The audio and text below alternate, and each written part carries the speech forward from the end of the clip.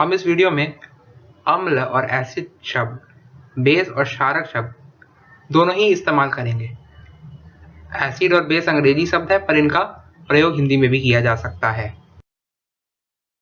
Acid और base का सरल अर्थ: खाने की चीज में खटास एसिड यानी अम्ल के कारण होती है, और खाने की चीजों में कड़वाहट बेस यानी क्षारक की उपस्थिति से होती है।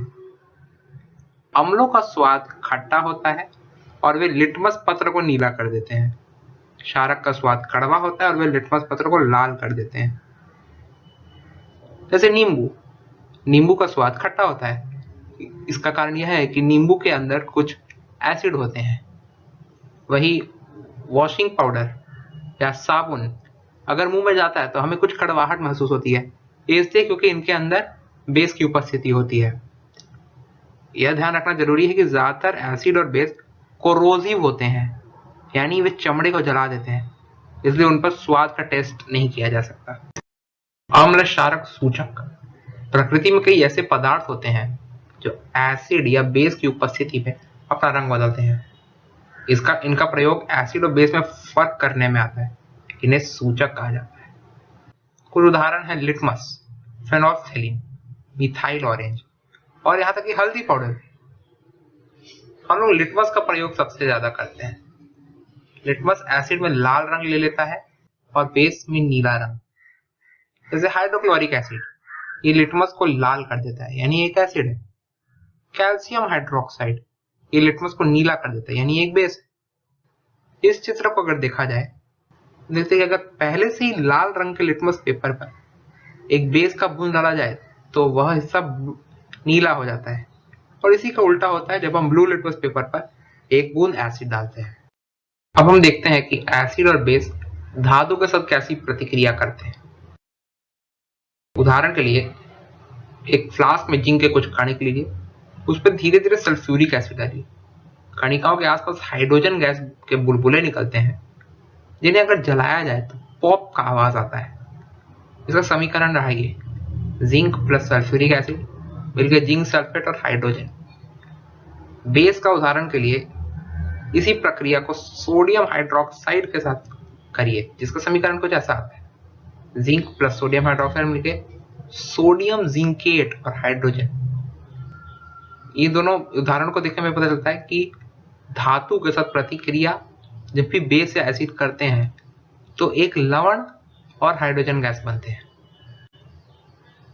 अब हम देखते हैं कि धातु के कार्बोनेट और हाइड्रोजन कार्बोनेट एसिड के साथ कैसी प्रतिक्रिया करते हैं।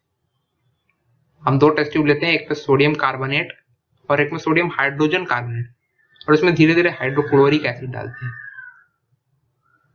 तो कुछ ऐसा समीकरण प्राप्त होता है।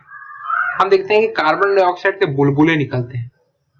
अगर इन बुलबुलों को कैल्शियम हाइड्रोक्साइड के घोल से पास किया जाए तो कैल्शियम कार्बोनेट और पानी का उत्पत्ति होती है, और अगर इसी घोल से और CO2 अगर पास किया जाए तो कैल्शियम हाइड्रोजन कार्बोनेट बनता है।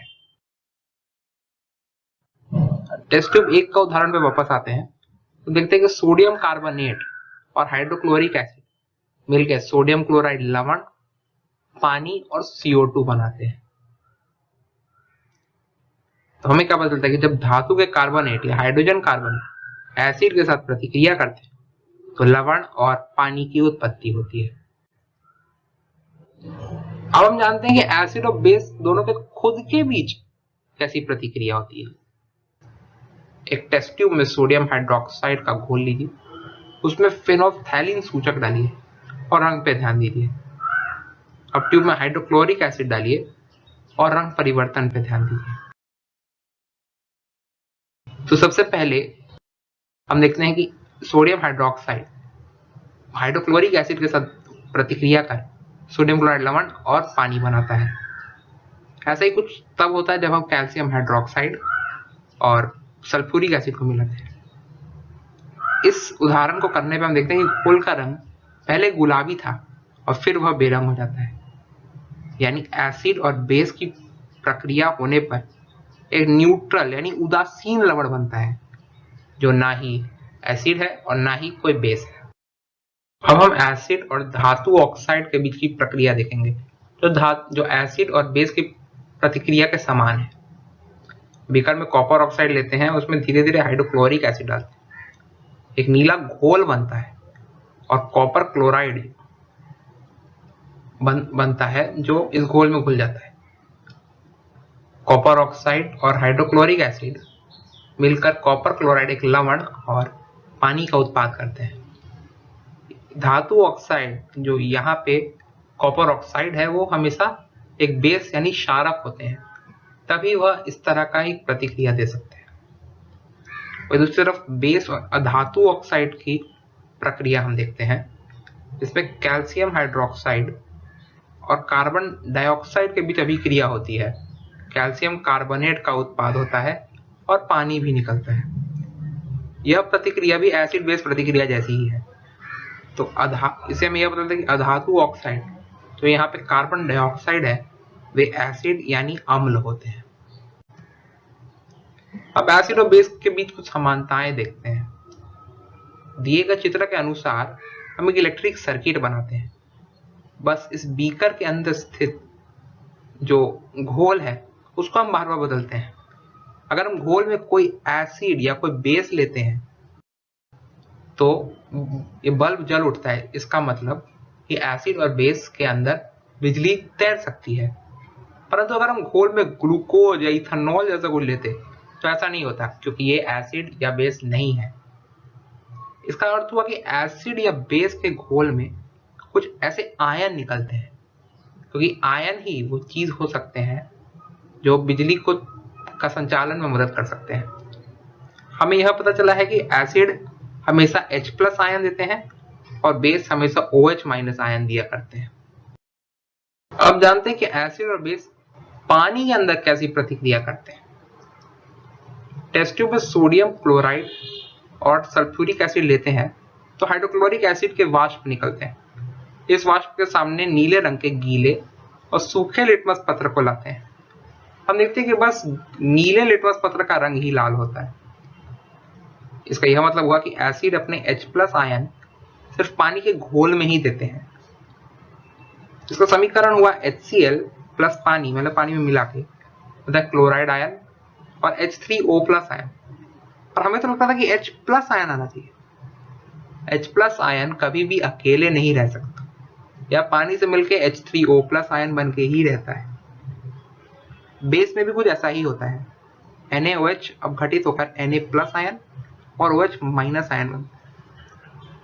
इसी तरह से समझ सकते हैं कि एसिड और बेस मिलाने पर पानी क्यों निकलता है। एसिड का H+, बेस का OH- मिलकर पानी H2O बनाते हैं। अब एसिड और बेस के बीच में जो ताकत का अंतर है, उसके हम कुछ उदाहरण देखते हैं। इसके लिए हम pH स्केल का उपयोग करते हैं। pH स्केल 0 से 14 तक जाता है। अलग अलग पदार्थों को इस पर सजाकर उनके ताकत के बीच अंतर को मापा जा सकता है। 7 pH का मतलब उदासीन पदार्थ, यानी जो ना एसिड है ना बेस।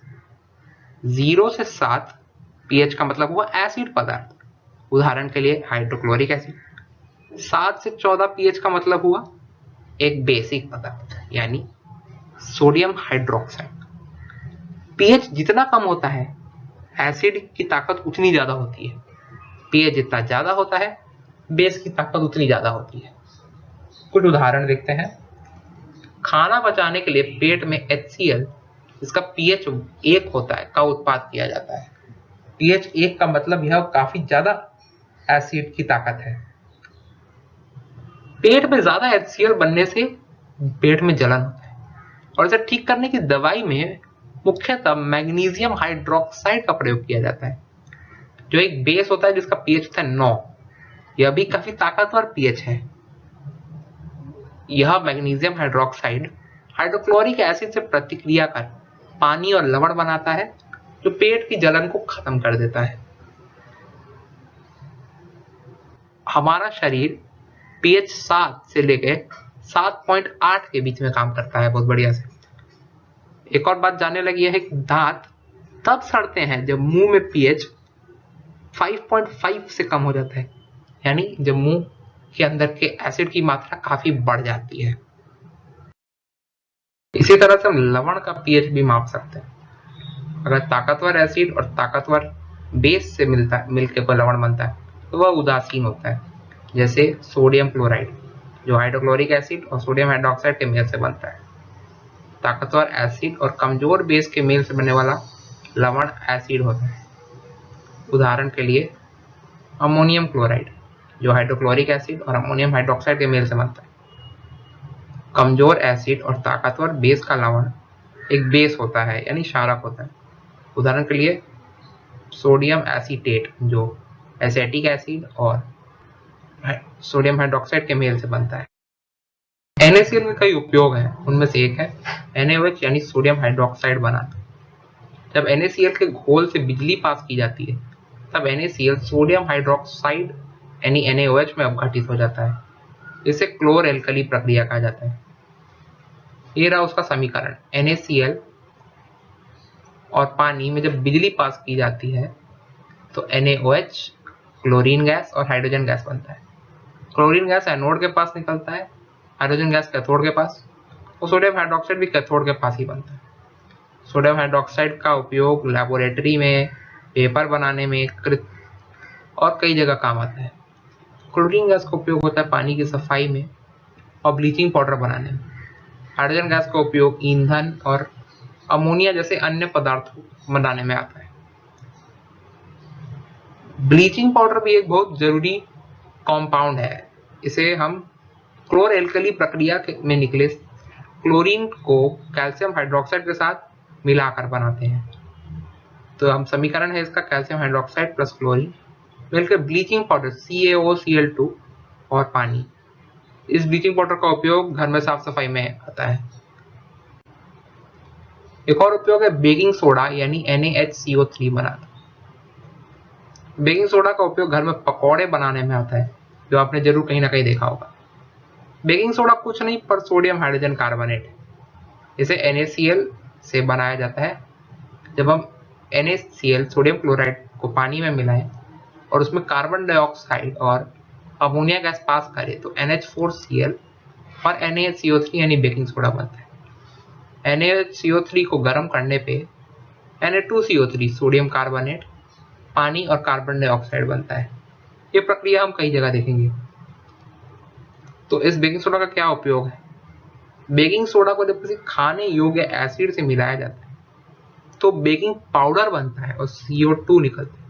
यही कार्बन डाइऑक्साइड काम आता है ब्रेड और केक को फुलाने में। और इसी प्रक्रिया कई जगह अग्नि शावकों में भी काम आता है, आग बुझाने में। ये CO2 जब निकलता है तो यह आग को घेर के ऑक्सीजन का सप्लाई को काट देता है। एक और उपयोग है वॉशिंग सोडा यानी Na2CO3 10H2O बनाना। तो बेकिंग सोडा को जब गर्म किया जाता है तो सोडियम हाइड्रोजन कार्बोनेट बनता है, और जब इसके क्रिस्टल बनाए जाते हैं पानी में तब Na2CO3 10H2O यानी पूरा वॉशिंग सोडा बनता है। इसका उपयोग है ग्लास, साबुन और पेपर बनाने में, और इसका उपयोग बोरैक्स जैसे कंपाउंड बनाने में भी आता है। साफ सफाई में भी वॉशिंग सोडा का उपयोग किया जाता है। अब हम जानेंगे कि वॉशिंग सोडा के फॉर्मूले में 10H2O का क्या अर्थ है। क्या ये यह बताता है कि लवण के जो क्रिस्टल होते हैं वह गीले होते हैं या सूखे होते हैं? यह प्रश्न है। जब कॉपर सल्फेट के नीले क्रिस्टलों को गर्म किया जाता है तो एक सफेद पाउडर सा बनता है। ऐसे होता है क्योंकि अंदर स्थित सभी पानी बाहर निकल जाता है, और पाउडर को जब फिर से पानी में मिलाया जाता है तो नीला रंग फिर से आ जाता है। यह इसलिए है क्योंकि कॉपर सल्फेट में 5 पानी के मॉलिक्यूल जुड़े होते हैं। लवण की हर इकाई से जुड़े जल के अणुओं की संख्या को क्रिस्टलन का जल कहा जाता है। तो कॉपर सल्फेट में 5 क्रिस्टलन के जल अणु होते हैं।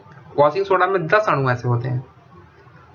हम जिप्सम का उदाहरण लेके उसका उपयोग बताते हैं। जिप्सम है कैल्शियम सल्फेट, जिसकी हर अणु से 2 पानी के अणु जुड़े हुए हैं। जब गर्म करने में पानी निकल जाता है तो एक सफेद पाउडर सा बनता है, जो है कैल्शियम सल्फेट और आधा H2O। इसे कहते हैं प्लास्टर ऑफ पेरिस। आधा H2O का अर्थ होता है कि 2 कैल्शियम सल्फेट के अणु एक पानी के अणु को एक दूसरे में बांट के रहते हैं। जब कोई हड्डी टूट जाती है तो इसी प्लास्टर ऑफ पेरिस को पानी से मिलाकर परत दर परत चढ़ाया जाता है। एक कड़ा ढांचा बनता है जो बाद में हड्डी को हिलने से रोकता है। इसी के साथ हमारा